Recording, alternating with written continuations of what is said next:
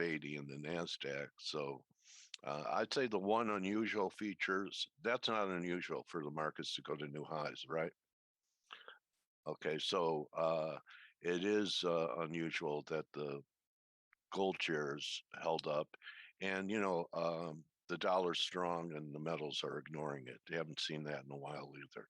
So the metals are trying. I'm just going to be patient and see if there are other tests to the downside in gold and silver. And here's your short-term look. Here's 2 hours. So I still think that there's going to be a test of these lows, and I'm not ready to reverse on it. Silver's still lower on the week with a day to go. See, it looks like it's putting in a higher low. Could be it. But at least if you're a precious metal bull, you don't have the miners working against you anymore. So I was looking at them. 115. I gotta say this again, Dale. I mean, gold. if you're a gold bull, you got to be really disappointed in yesterday's price action. I mean, come on, this is a really, really. And again, I have to say it every day. It's just like man, gold's price action. I know it's finding a little bit of support. Following yesterday's move, and actually we found some support at the 1760 or 1756 level, which is a 618 retracement. So the fib held, but the fact of the matter is it just is trading heavy. It's like holy cow. But hey, if you don't mind, I'd like to get some comments from K-Man and Stelios, some Europeans on, and it looks like Ryan just popped in too. So good. We're going to have a whole panel here on the Bank of England on what's happened, what just transpired. So, hey, good morning, gents. How are you guys? Hey, good morning.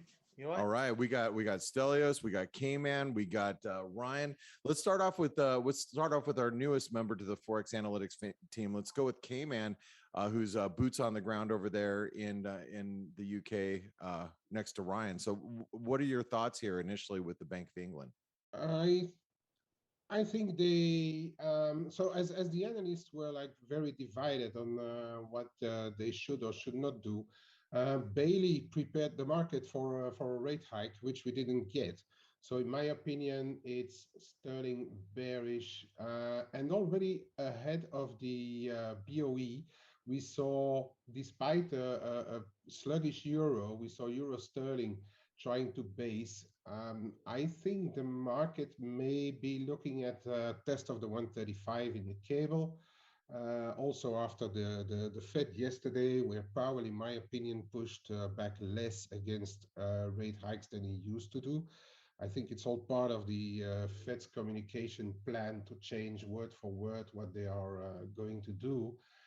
But I reckon now with the rates being unchanged in the UK, even though they say they might hike rates later, but that's always a question mark. I think we're in for a bit lower cable. That's my personal opinion. I just wanted to speak about one other thing, and that's dollar yen and partially Swiss as well. But dollar yen, it seems that there are a lot of expiries coming up around 114 the figure. I did buy one as well earlier this week for after FOMC and after tomorrow's NFP. But as we see, the yen crosses are coming lower, but rates are not moving a lot. Stocks are not moving a lot. But I think a lot has to do with 113.70, 114.30. There's a lot of options plays there.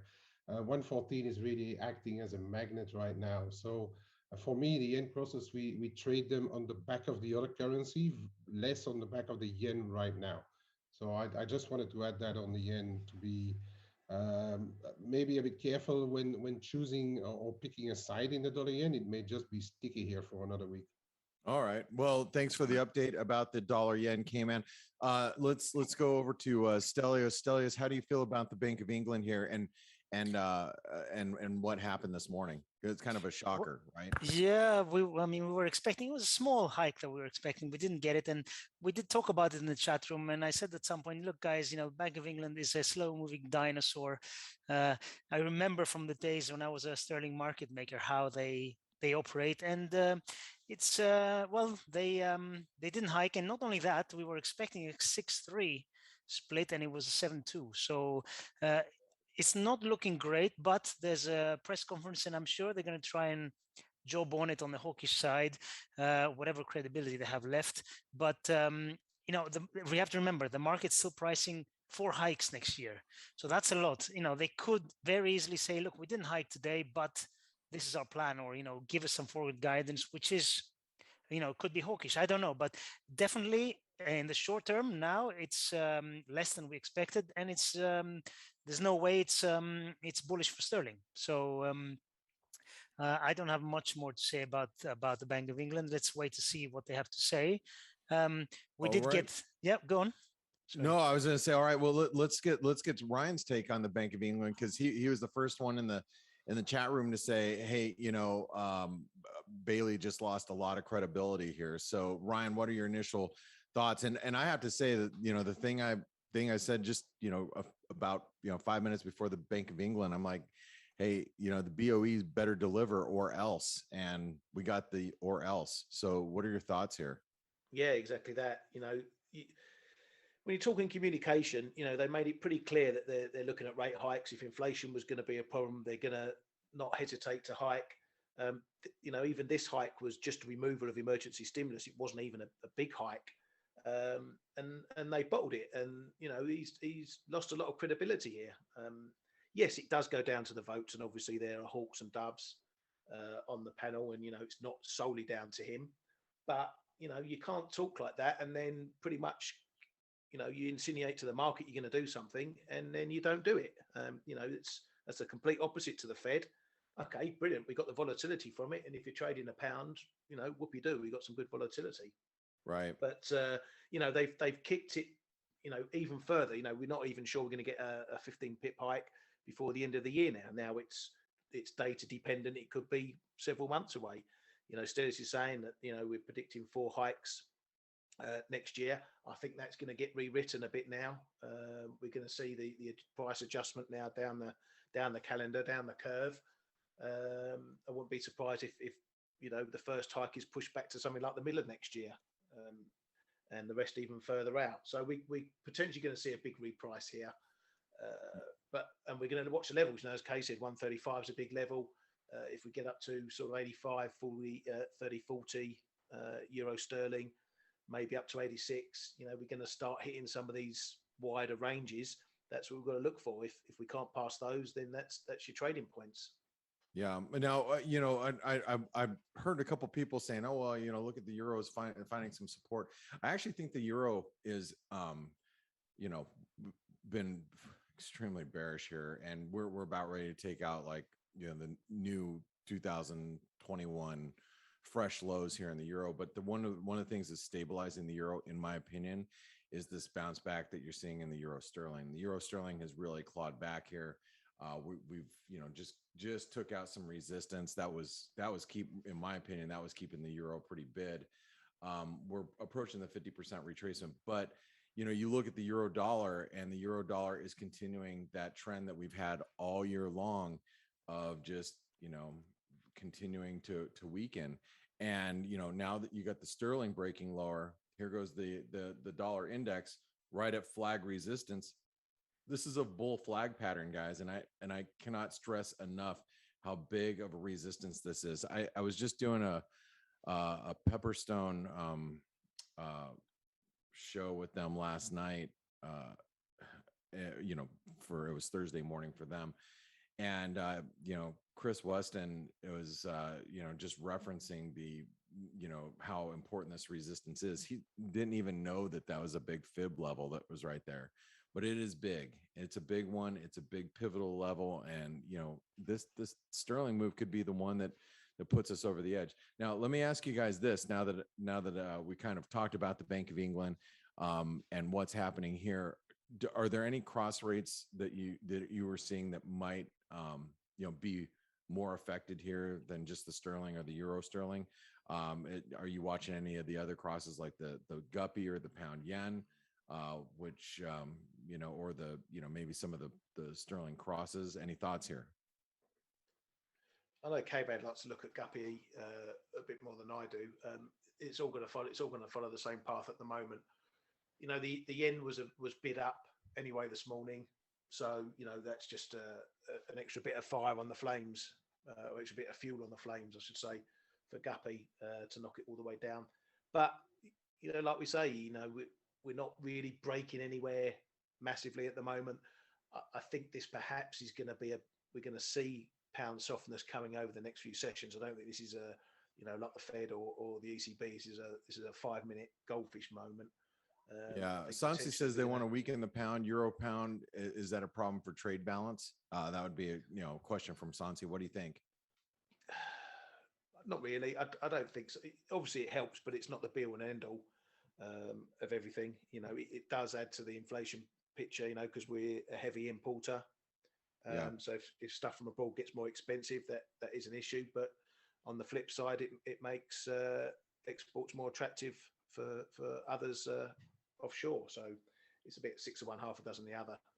More importantly, Ryan, did you hedge your bank account before the BOE? Your checking account? Huh? K-Man, all you guys in the UK, were you hedged for this? That's what the markets are for. Yeah. Hedge your, $1 million money market account over there. We're not allowed to go anywhere. How about Dogecoin? Is that a good hedge? What's that? About Dogecoin, is that a good hedge? Yeah, I hear it has zero intrinsic value. Anyway. So let me ask you guys this. So with crude's bouncing back pretty aggressively. Notice the shallow retracement in crude. We can't even make it to the breakout point. I was thinking, here we broke this channel. We're gonna at least make it down here to 78. I would be a buyer on dips. I think that you have to be a buyer on dips. I just think that I was feeling that the market was pretty lopsided. But we have OPEC today. Have we gotten any headlines overnight? It's one of those situations where I'm just getting up and I'm trying to catch up with everything. But I think this $2 pop, it would have been tough to buy yesterday's close, right, Blake? I mean, it closed on its ass. Oh yeah. Well, I mean that was everything, right? I mean, everything was like, if you looked at any chart last night, you were probably like, oh, I can't fade that. Maybe OPEC leaked something to get this $2.30 pop here. Well, let's take it from the guys in Europe. Did you guys see anything in OPEC overnight? Is there anything, any headlines? The bits and pieces I saw was that they're potentially just looking to stick to this 400K. Rather than increasing output. Rather than increasing, but they are. I think they've been facing some pressure from countries to increase output because obviously countries are worried about the price rises and, OPEC can potentially do something about that. So it's almost a double negative where, they're under pressure to produce more, but they won't. So that's bullish for oil.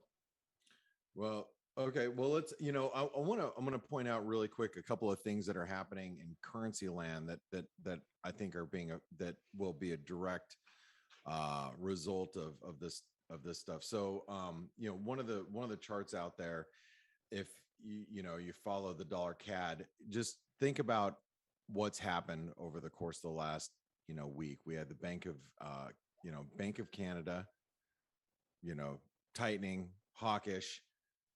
The FOMC did taper, but the market went the other direction with that, and the dollar actually reversed yesterday. You see that that little that pin bar right there, that was from yesterday. But you got crude that could possibly weaken. We've been noting this rounded bottom. Anybody who's been short dollar CAD or long Canadian dollars since the Bank of England and prior has not been paid. So you got a situation where if you're short dollar CAD, you were thinking, man, I should have been paid in spades by now based on everything that's happened. What's happening here is it's actually got this rounded bottom and we're probing some resistance. The only missing piece to the recipe right now before we test the 200-day moving average and what could put the 200-day moving average right back in view, which is at 125, 124.80, is some weakness in crude. So keep an eye on OPEC today, because if crude does weaken, and by the way, just technically, if you look at crude, we should reverse right here. Just, and I don't trade crude. I consider myself one of the worst crude traders. Every time I trade it, I can call it really well, but I don't trade it so well. That's kind of been my MO most of my career. Every time I try to step in and trade crude, it's just never ends up well for me. So this level right here is where I would think the underside of the channel really rejects. So right where we're at right now. And if crude reverses here, then you might see some weakness, peek into that Canadian currency and see the dollar Canadian, move back up towards 125. Also Norway, if you look at the US dollar Norwegian krona as well. And we just had an interest rate decision in Norway overnight, so that's out of the way.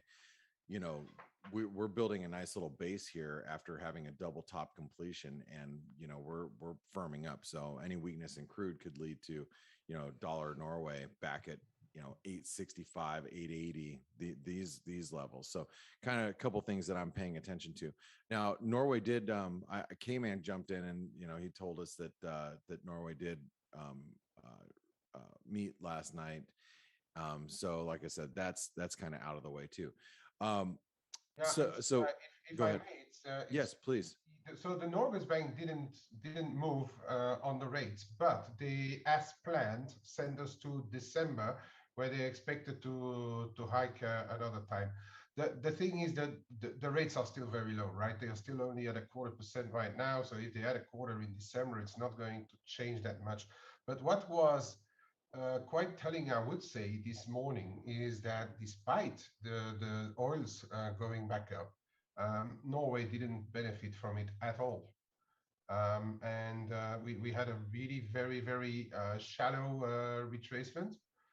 Yeah, it's a bit telling. I think Norwegian krona is a sell on rallies for the time being. Okay. All right. Well, thanks, K-Man. Much appreciate your thoughts here. So, before we wrap up with Dale, and I know you're bringing in, is it Peter from MCM? Yeah. Okay. Real quick, maybe we have time. We have time. Okay. Well, Ryan, what do you have any other thoughts for today going into North America, especially following yesterday's move in the Fed? And I want to also ask that to Stelios as well. So what do you guys think going into, here we go. Stocks are at all-time highs. We're tapering. And by the way, gold's at highs of the session right now. But, following the move yesterday, do we buy stocks here? I mean, is the S&P going to 4,700? You guys have any ideas? I mean, the stock market is obviously strong, but do you chase the market up here? What do you think? My 2 cents. Oh, sorry, Ryan. Go on, mate. Go on. My 2 cents is that we got, and I said this in the chat room, we got the same thing yesterday from Powell and from Lagarde. And basically, yes, Powell, the Fed is tapering, but they both told us pretty much to forget about rate hikes anytime soon. So that was, I think, the and of course, the ECB is more dovish than the Fed. I think Ryan or Cayman, one of the two, wrote that in the chat room. I agree 100%. So in the grand scheme of things, the Fed is tapering as expected. It was a little bit more dovish than expected. That's what you said, Stel. You said they would under-deliver for a week. Great call. Yes. So I think, unfortunately, again, I think the path of least resistance is to grind higher in risk. And the other thing I wanted to say, which is something I wrote on the chat room again earlier today, is the Bank of England, we're expecting 4 hikes next year. Do we think that they're going to go out on a hiking spree while the ECB and the Fed are not? I highly, highly doubt that. So I think, as Cayman very correctly said, or no, Ryan said that these rate hikes are going to get pushed further out. I think that's a likely scenario now. So, but yeah, to answer your question, Blake, unfortunately, I don't see anything changed at the moment. If anything, the Fed was slightly on the dovish side. 10-year US is actually proving that, is rallying a little bit. So, I don't see a change of plan. I don't. Okay. And Ryan, do you have any thoughts here? Yeah, pretty similar. You know what I've been saying for a while. You know, while the data's coming out well in the US, that's a boom for stocks as well. You know, what you want is a strong economy, irrespective of how dovish the bank may seem to be, and they're not becoming hawkish, but they're becoming undovish. That's what I used yesterday. I don't see a reason for stocks going up. We get a strong NFP on Friday. It's come on the back of some decent PMIs. You know, the ISMs this week.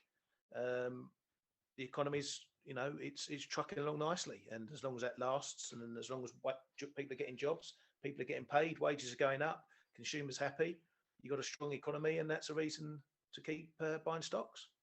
All right. Well, you know, talking about that grind higher, this is a nice little channel that we continue to follow right now. As long as we stay above this previous 127% extension, that's channel support. That comes in at 46.25. That's, you know, that was a level that we stalled there for a couple of days. I think that's the level you need to be watching. Let's also not forget that daily sentiment index right now on the VIX is at 9. That we don't stay those single digits very long. So that means that we are now becoming at higher risk over the next couple of days of volatility spiking higher. And when volatility spikes higher, the end result of that is usually some risk aversion. At the same time, we have daily sentiment index in both the S&P and NASDAQ over 90. Again, very extreme. We're seeing these are extreme indicators. I like to read these, and they are much better reads, in my opinion, than, you know, if you look at like what do they call it? The greed indicator, those free greed indicator indexes, wherever you can find them. But anyway, that's just something to keep in mind as we continue higher towards this 127% extension, or 4,700 in the S&P. And also keep in mind that the dollar index is flirting with a big breakout, and that is something that could really upend markets all, you know, across the board. So before we turn it back over to Dale, I need to mention, if you guys are not in the ForexAnalytix community, try it out. It's only $1 for 10 days. This is what our community looks like. If you guys want to see, like, here is, I mean, this is an hour ago, you know, somewhere around here where I pop in, right around there. That's all from an hour and a half ago. Here's the trades room, where we're, you know, talking about getting long here and all sorts of things. The Forex flow room, you can kind of see what you know, all the conversations about macro that happens over there. News and research room, where people just upload different research pieces that they get from across the board. So it's a really great community, and we hope to see you there. It's only $1 for 10 days to try it out. That's where you're going to find other like-minded people that love to trade the markets. And we don't talk politics, and we don't talk religion, and we just talk trades and sometimes some Netflix shows that we're all watching when things aren't happening. So love to see you all there. Any other final thoughts, guys? Now, about stocks, I just wanted to add something. The central banks, well, the Fed is tapering, but they start from $120 billion injections per month. Next month is going to be 105 and counting down. There's still money coming into the market. So there's still, for instance, money has to creep somewhere, right? Yep. And it's a taper. It's like kind of getting a faded haircut, you know, from, yeah. And, you know, I think there will be a level where the market will judge, okay, now between what other countries need to pay their debt in dollars, there's going to be a level where the taper is going to, the injections are going to go lower than what the natural needs are from other countries and so on, or from supranationals and things. And at that level, then I can see the stock starting to really turn. But as long as we don't reach that level, it's, to me personally, it's going to be hard to see stocks a lot lower. All right. Well, that's the final word with the newest member of the ForexAnalytix family. That's the K-Man. So thanks, K-Man. We really appreciate your thoughts there, Dale. Thanks for being here every morning, and thanks for the coverage. And we look forward to hearing Peter from MCM pop in today. Dale. Bueller. Did I lose everybody? Bueller's here. Oh, there he is. All right. You got some good advice from Simon. Do the trial, get in there for the NFP tomorrow. So yeah, that's right. Thank you, Simon. Thanks, Simon. And thank you, Blake. Thank you, team, and welcome back, Peter Campbell. How are you, buddy? I'm good. Good. Great to see you, Peter. You going to share the screen? I want to acknowledge something, Peter. You know, you and I were in touch when the market was selling off in September from 5, 6, 7%, and prior to that, you thought it could be a pretty deep one. And right near the lows, you said it's not going to happen. And we had a bounce, and then we had one more marginal low early October. Great call. What was it that first had you bearish at the top, and then how did you know that it was just going to be just another one of these short-term pullbacks, and that was it? And still can't see your screen. Well, it's coming up right now. 1 second. Okay. Anyway, great call. See, I remember. Well, this was a very unusual. Still not seeing anything, Peter, on the screen. 1 second, we're doing it. Okay. Here we go. Got it? Yep. All right. This was a very unusual moment in the markets. Normally, they should have gone down and hit the 100s, basically below 4,000 to finish that move. Yeah. And we started getting a situation where people were generating more fear and higher lows. So basically more panic. Okay. But we weren't able to get follow through to lower lows. And that happened when we retested 4,300. Rather than we should have been able to, if sellers were in control, to break down below 4,250, and we weren't able to do that. So the sentiment wasn't right. There were too many bears on, many people looking for that. Sentiment needs to match price. So what I do is very sentiment oriented, and that also means flow oriented as well. But what happens is that if you're making highs, you need the optimism that people have to match the prices. And if people have the right optimism, and this is why people consistently misinterpret sentiment, high sentiment does not mean lower prices. High sentiment, depending on what sentiment, the way you create it and how you build it, high sentiment could be confirming. It's confirming. Most of the time, if you get new highs with higher sentiment, optimism, for example, you have conviction there. What we need to see is disagreement, and there's two ways that you can have that disagreement. One is that you can make lower highs with higher optimism, and that's the most negative. I call that bearish excess energy. And then you have a situation where you can make higher lows with more negative sentiments. So you can be more pessimistic, but the lows are higher than previous lows, and that is called bullish excess energy. And basically, it means people are spending in more energy trying to sell a market, and they're getting less for it. And the result of that is almost always that people get trapped. I would have expected normally this market to do a retest of the low, even if it did bounce. So when we bounced over huge X-tick area at 43.99, I would have expected the market to get about 80 points from there, 70 points from there, and then pull back. This rally has been inordinately strong. And I'm going to show you a couple things of what I think is going on here and why. Yeah, please. But let's take a look at the transports index. This is a recent transports. And we should talk about it in terms of the impact that's being felt across the world. Essentially, markets are in a huge state of imbalance. And I'm hearing a lot of people feeling like the markets are going to continue to go up and all these things are, going to be stable as long as the Fed is doing what they're doing. Tapering is, hardly. It's a dovish taper.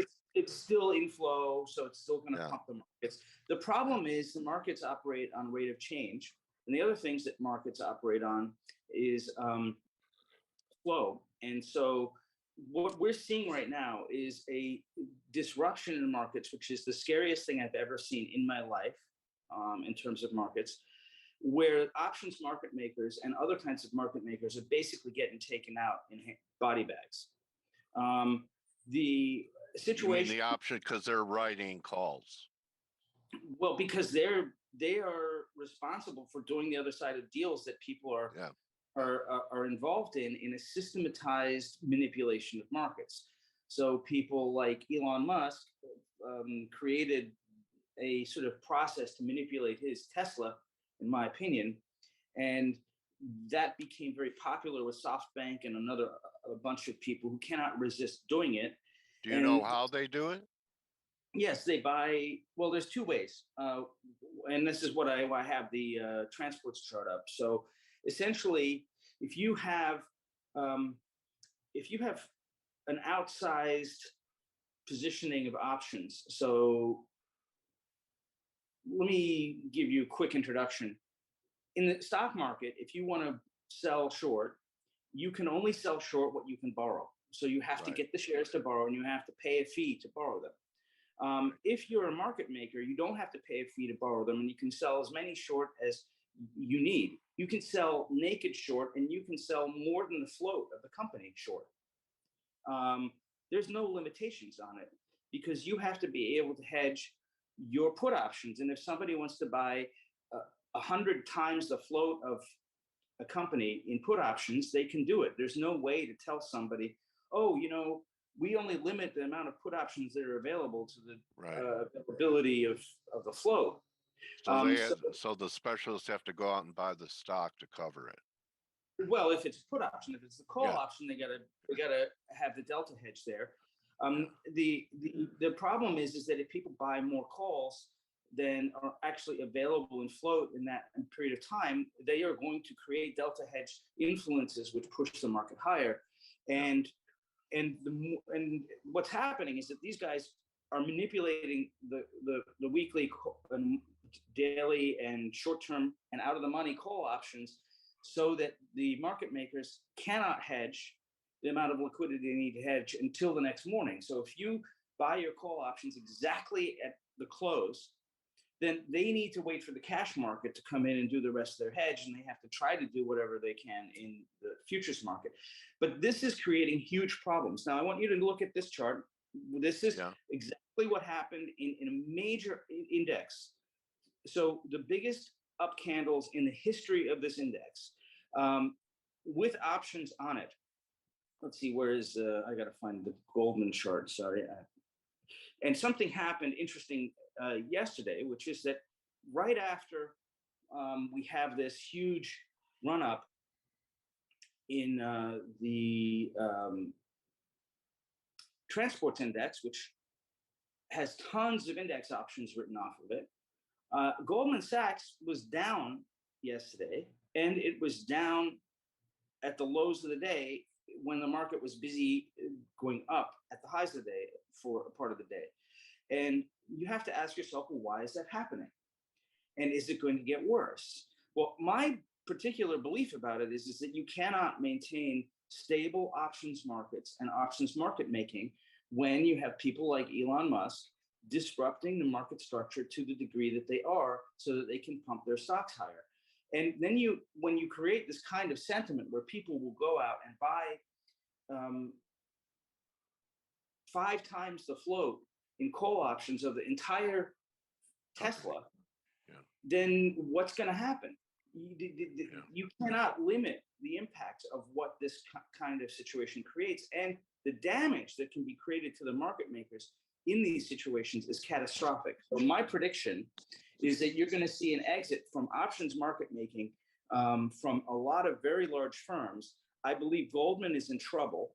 So I think that what we're looking at here is that as a result of some of this disruption between Tesla's BS manipulation of that Hertz deal which was just noise to cover for this, for the options positioning they were doing. So this would have happened without the deal, in my opinion.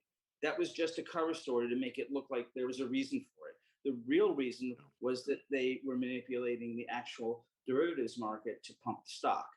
I think this is destabilizing the markets. I think Tesla could go much higher if the options float continues to be so influential versus the actual float of shares available. But it will bankrupt the market makers that are on the other sides of those deals for two reasons. One, they can't adequately hedge on the way up, and two, when they have to unwind those hedges, they're unwinding them at losses. So they're basically putting on hedges at losses, and then they're unwinding them at losses. So as long as the market keeps going up or in parabolic, who cares about market makers losing their jobs and taking financial hits? Yeah, I mean, we don't have a lot of open outcry anymore anyway, right? Who cares about those guys? Yeah, and the problem is people don't really realize that when you go to buy an option and you can't do it, or when the prices are through the roof because there's nobody who wants to make the markets. No spread. You mean the bid offer blows up? Well, I think we could be in for a period of extremely high premiums in options if things go wrong. And what are we going to do? Have the government start being the options market maker and backstop that market? I don't think so.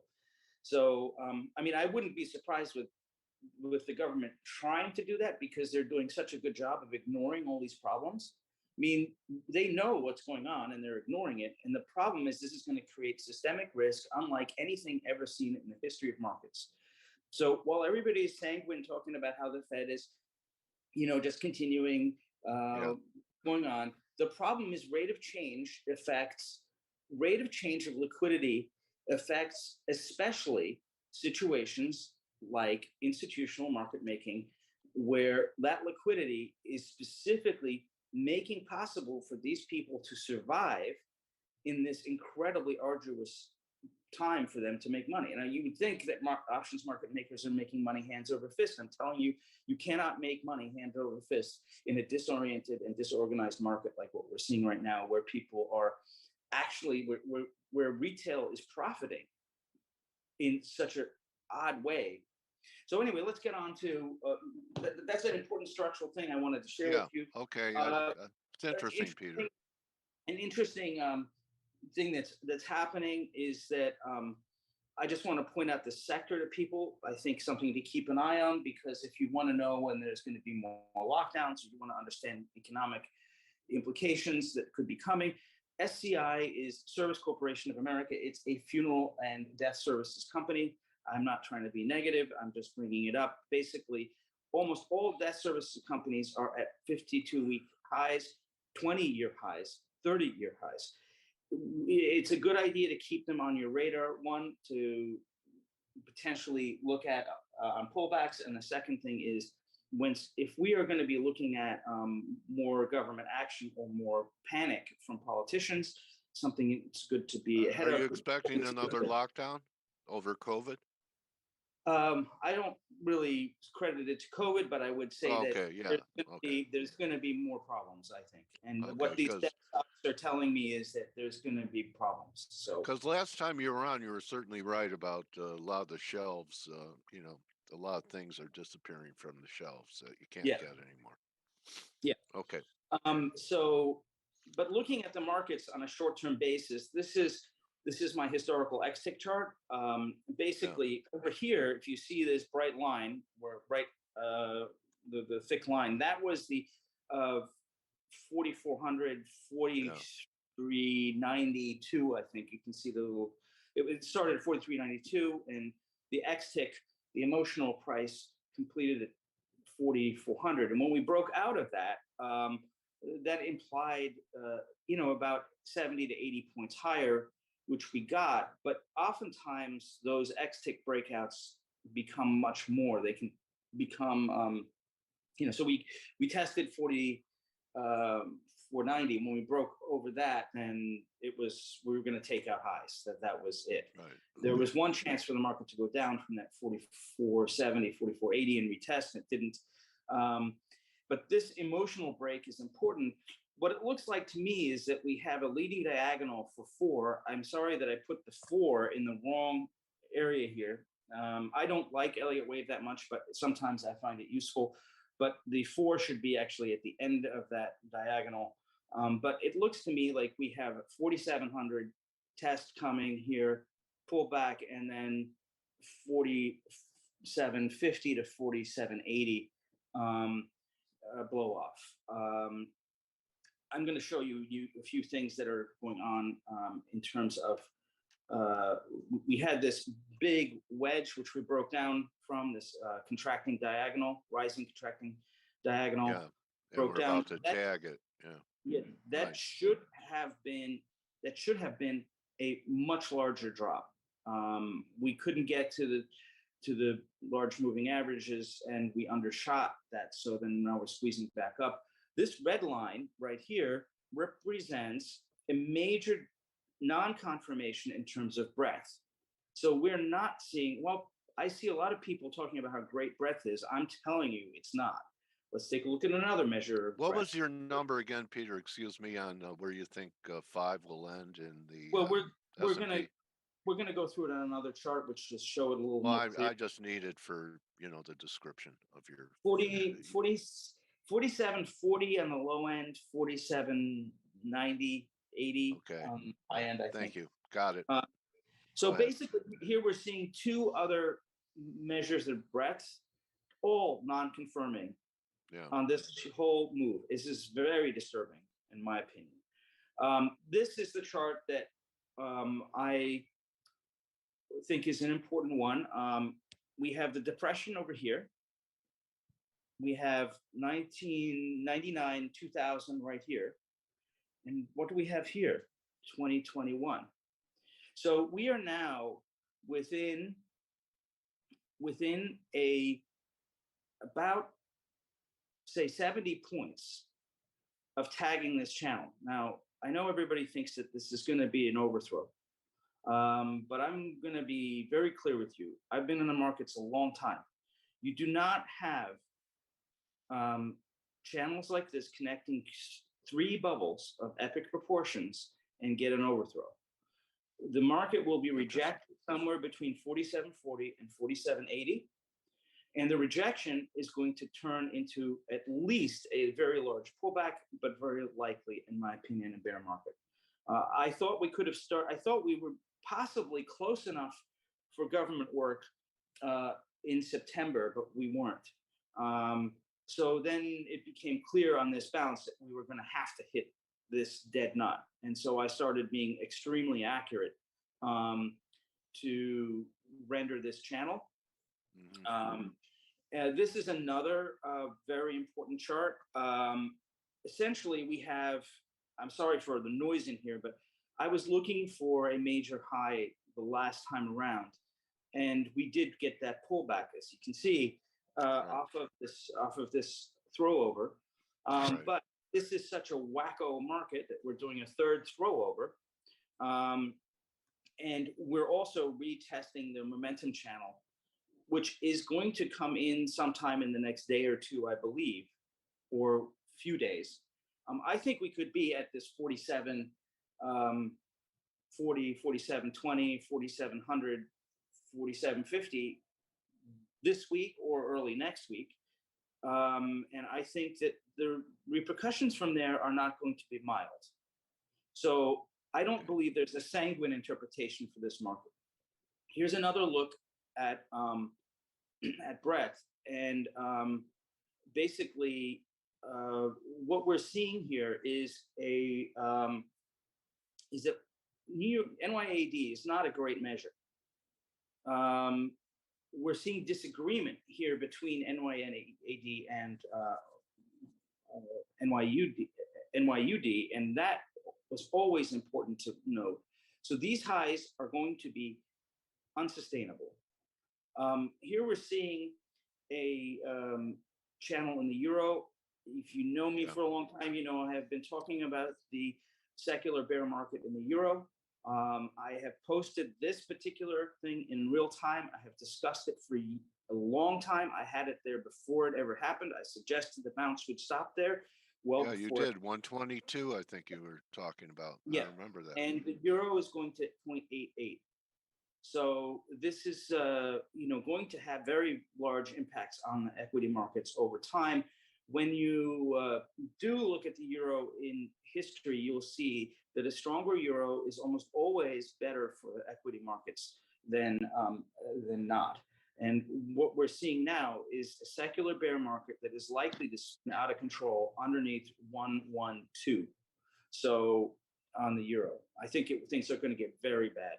Now, in time, with market makers having tons of trouble, what we're seeing is the volatility or the premiums that are being assigned to options, the fear element, as you might want to think of it, remaining high. And that's necessary because these guys are going broke. So there has to be a higher premium in options because there's a more unpredictable outlook, and they're taking losses everywhere. So options market makers are in trouble. That's why the VIX is holding up. Other thing here is just interesting from a timing perspective. This is a tool that I like to use, which tells me basically where decisions like to be made in the markets, and they tend to happen. I don't look for a decision from the cross here, but just timing near the cross. So when you see kisses like this, we're getting close to a decision. So I drew this in here. I think we're basically within a few days of a decision in the markets. This is a chart from a few days ago, as you can see. But nonetheless, sometime in the next few days, I think we're near a decision. Another thing, even though Apple has been kind of hanging in there, it's drastically underperforming. I wasn't sure that NDX was going to be able to make a new high, but it has. Apple's not the only one. Yeah. You have Amazon, and you have, of course, Facebook. You have a lot. It's mainly been Microsoft holding it up. Yeah. And so then here's our Goldman situation again, where I just think this is keep an eye on Goldman. If Goldman is going to, Goldman could have taken a 10 or $15 billion loss on this last situation with options market making. So it could have been more. I don't know what it is. Something's wrong. Here's the Russell. Basically, we're dealing with a breakout from what to me is going to likely be a sort of hoodwink. So people are thinking like a terminal thrust out of a wave forward triangle. Yeah, this looks like we're looking at a very short rally that then leads to failure of a significant kind. That would be the normal expectation. Now, I'm not going to rule out that they can't come up with some sort of a way to push this higher, but I do not believe that that's likely. I think that this 110-year channel is something to keep in mind. It's very, very important to have. I've seen one other person drawing it and they drew it wrong. You have to be accurate. It's 47. You want to show that one more time? That 110-year I'm going to go back there. But other things that we're dealing with that are also very strange. Cryptocurrencies now there's more cryptocurrencies than there are stocks in the United States stock market. This happened in a number of years. Yeah. And you're seeing things like scams like this, where this damn thing went from a $27 trillion or $270 trillion market cap. I think it was 200. I think it went to, I don't remember exactly, but it was an enormous market cap, and then immediately went to zero. Here's what happened with Avis the other day. It closed at 150, and then we're up, 200%. I think it went up higher than this. I just grabbed the screenshot while it was doing it, and what we're seeing is the implosion of market making and the blowing out of shorts on these moves. Elon Musk said Tesla hurts shorts. He's got this mission to get back at every short, whether it destabilizes the market or not, whether they're a market maker or not. He has this mission. And I think it's unbelievable that he's allowed to do this, and the SEC just doesn't even say anything. So, here's again the Avis thing. Let's go back to a channel chart, because that's the highlight here. Can we make an NFT out of that chart and sell it for 100 grand? Your 100-year channel? Well, I think that's another good market to keep. Yeah, I know, it's everywhere. Yeah, but this is the annual chart of that I think is driving the market, and I think when we get up to hitting this area, which plus or minus 1%. That's any minute now. Yeah. Peter, what a great presentation, man. So Peter wasn't bearish all the way up. He thought these new highs were happening. I think it's a good time for people to, here's the flip side of the coin. And Peter, someone asked me. I'm still near term positive on the market. Right. But I think it's important. We're getting close to an inflection point in the next month or so.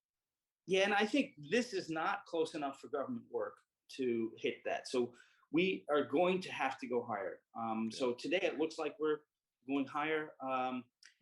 Maybe there might be another 100 handles in it, according to Peter. I would say if we get another 40 handles, it's probably close enough for government work. 4,700 could be enough. Yeah. But I would say we should probably see 47, 20, 40, 60 before really turning it in. I was asked in an interview the other day, Dale, how do you compare what's going on now to like pets.com and the .com era? I said, well, the difference would be like between a 2.0 earthquake and a 10 in the magnitude of rampant speculation happening right now. I agree with you. It is in everything. Yeah. So Peter, best place for people to follow you on Twitter at MCM_CT. Yeah, I'm doing a lot of posts there that are not specifically about markets, but if you want to follow my market commentary, you can go to MCM_CT_markets, and you have to sign up. So if you go to the profile, the top of the profile, you can get the link to sign up and register, and then you'll get access. And that basically, I only post market related stuff there. And it's, a lot of times I'm posting, most of the moves that are happening in the market. So for example, overnight, we got certain moves the other night, and I was posting the setups before they happened. I don't get every one, but I get a lot of them.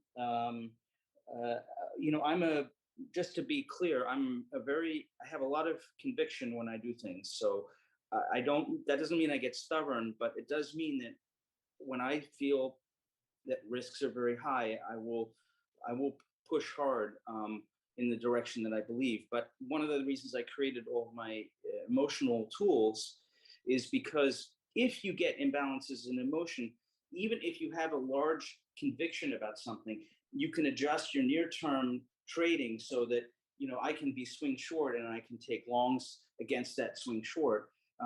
I don't think this next move in the market is going to be easy to ride as a long, and I don't think it's going to be easy to short either. So I think you need to have a combination of swing shorts and short-term trading. That's what I do over at MCM CT Markets. So it's MCM_CT_markets, and my commentary on MCM_CT, which is used to be my main markets page, public page. I feel like a lot of the policies going on in the world right now, I'm not going to talk about COVID or anything specific, are very oriented around a thing called Financial System 2.0. And so I think it's very important to keep on our radar what's happening with things like, for example, these debt service stocks and policies that are going on across the world, especially central banks moving to digital currency, et cetera. And I think a lot of government policies are engineered to go in that direction. I think all this stuff affects markets, which is why I'm focused on it. I'd prefer to have free markets. I'd prefer to be trading against other smart traders rather than other guys who can print money and blow central everybody planners. Yeah. But this is where we are. So, all right. Well, throw this into your emotional sentiment indicator. I love your work. But I think, does that swing sentiment at all? Love? Yes, Put it does. some love in there, man. Well, I think, while we have this chart up, I think speaking of that, central bankers are watching this channel. And I think that you have the three major bubbles, all created by central banks, all connected by one line. I wouldn't ignore it. Okay. And if you, just to be clear, the 1929 market was created by the Federal Reserve. So that was specific Federal Reserve policy that started from the World War I. And then after the 1921 little depression, the Fed decided that they were going to start to create artificial liquidity, and specifically for real estate, stock market, and stock market. Yeah. And they created that bubble. Now here we're doing it the third time. I think it's unbelievably interesting that we have all three bubbles connected by one line. All right, Peter. Nice look. Okay. Really appreciate you taking time out of the day. And as you guys can tell, Peter puts a lot of passion and energy and time into his work. So I want to thank you for sharing that hard work with us today. My trading. The one other thing, the Euro chart tells you what's going to happen to the dollar. Somebody was just asking about the dollar. The dollar is going to go much, much stronger than people realize. It doesn't seem, in my opinion, that it should do that. That's the psychology says that dollar is going to go and fall through the floor, that the United States is going to lose reserve currency status. The problem is that people still need to settle up debts in dollar, and we have a huge shortage of dollars. And worse, this repo situation that's going on with the Federal Reserve creates even more shortages, because the treasuries which are being used in repo, that from repo as collateral, or being shown as good collateral, riskless collateral on balance sheets, are not leverageable. Normally, if you have treasuries, you can use them as base money. Yeah, they are base money, but you cannot, as a bank, issue more fractional reserve off of repo. So we're coming into a situation where credit rate of change in liquidity is going to hit a cliff. But what's a pin? What's a pin that pops it? Is it yields? Anything pop it, or just dies a natural death from it just not working anymore? Well, I don't. This is an exogenous situation. I can't pin to any one thing that is going to do it. But what I do think is we just hit the wall. And if credit creation does not keep up with the speed of asset price rises, then you're going to get disconnects, and you're going to get defaults in credit. So you already see it. Zillow just dumped huge amounts of real estate at losses. And why did they go into that market? Let's just, if you have 1 minute, it's an unbelievable story. They decided that they don't have to pay real estate fees to close on a property or to sell it. So if you look at that, it's about 10% they're saving. So they saw, okay, this is money in the bag. We can just buy places, renovate them, make a markup on what we renovated, and then we can not have to pay fees, so we make 10% for free.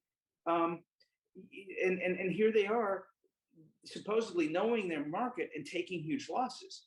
So what we're seeing already is the impacts of the slowdown in credit creation and liquidity tightening from repo.